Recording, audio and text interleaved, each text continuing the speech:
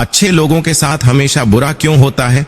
वही जो लोग बुरे कर्म करते हैं और ज्ञान की राह पर नहीं चलते हैं, वो खुशहाल दिखते हैं। श्री कृष्ण ने इसका जवाब गीता में दिया है।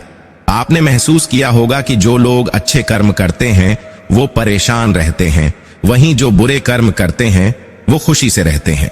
अच्छे कर्म करने वाले परेशान होते हैं कि आखिर उन्हें इतनी परीक्षा क्यों देनी पड़ रही है, जबकि जो अधर्म की राह में है वो खुश है और जिंदगी का आनंद ले रहे हैं। अगर आपके मन में भी ये सवाल आया है तो आज हम आपको इसका जवाब देंगे। ये जवाब वो है जो भगवत गीता में लिखा है और श्री कृष्ण ने अर्जुन को दिया था। जब भी अर्जुन के मन में कोई दुविधा होती थी तो वो श्री कृष्ण के पास पहुंच जाते थे। एक बार की बात है, अर्जुन श्री कृष्ण के समीप आकर कहा कि वो दुविधा में है और इसका जवाब वो श्री कृष्ण से चाहते हैं। श्री कृष्ण ने पूछा कि क्या सवाल है?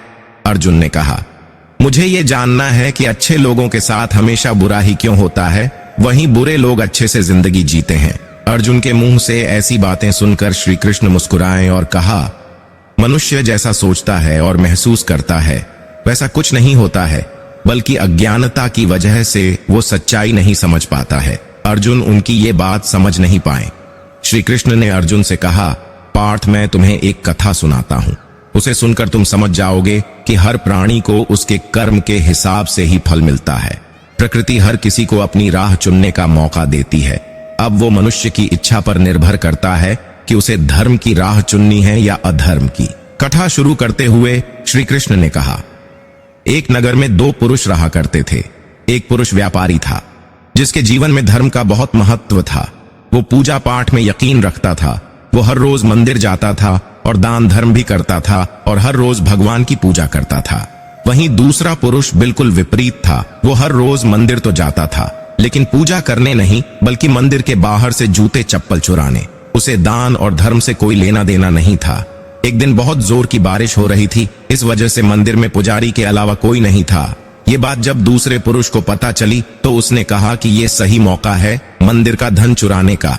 पंडित से नजर बचाकर उसने मंदिर का सारा धन चुरा लिया। उसी समय धर्म कर्म में विश्वास रखने वाला व्यक्ति भी मंदिर पहुंचा।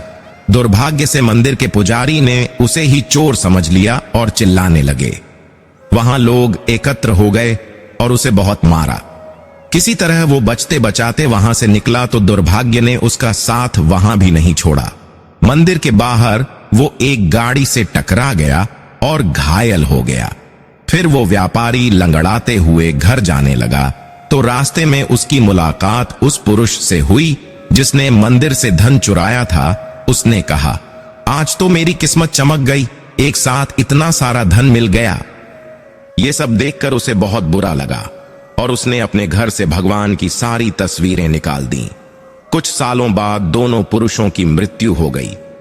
मरने के बाद जब दोनों यमराज की सभा में पहुंचे और भले पुरुष ने दूसरे व्यक्ति को देखा तो उसे बहुत गुस्सा आया। उसने क्रोधित होकर यमराज से पूछ ही लिया, मैं तो हमेशा अच्छे कर्म करता था, दान में विश्वास रखता था, उसके बदले जीवन भर मुझे अपमान और दर्द ही मिला और इस व्यक्ति को नोटों से भरी पोटली, आखिर ऐसा भेदभाव क्यों? इस पर यमराज ने कहा, पुत्र, तुम गलत समझ रहे हो। जिस दिन तुम्हारी गाड़ी से टक्कर हुई थी वो दिन तुम्हारे जीवन का आखिरी दिन था, परंतु तुम्हारे अच्छे कर्मों की वजह से तुम्हारी मौत सिर्फ एक छोटी से चोट में बदल गई। तुम इस दुष्ट व्यक्ति के बारे में जानना चाहते हो। दरअसल इसके भाग्य में राजयोग था, मगर इसके कुकर्मों और अधर्म की वजह से वो सिर्फ एक छोटी सी धन की पोटली में बदल गया।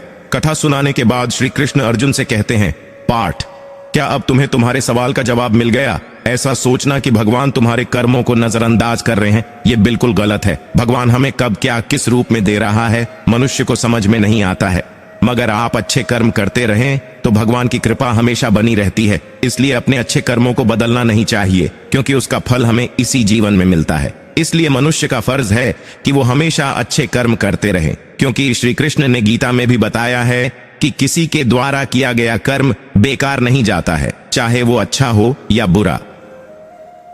दोस्तों, आज के वीडियो में बस इतना ही। मिलते हैं अगले वीडियो में, तब तक राधे राधे।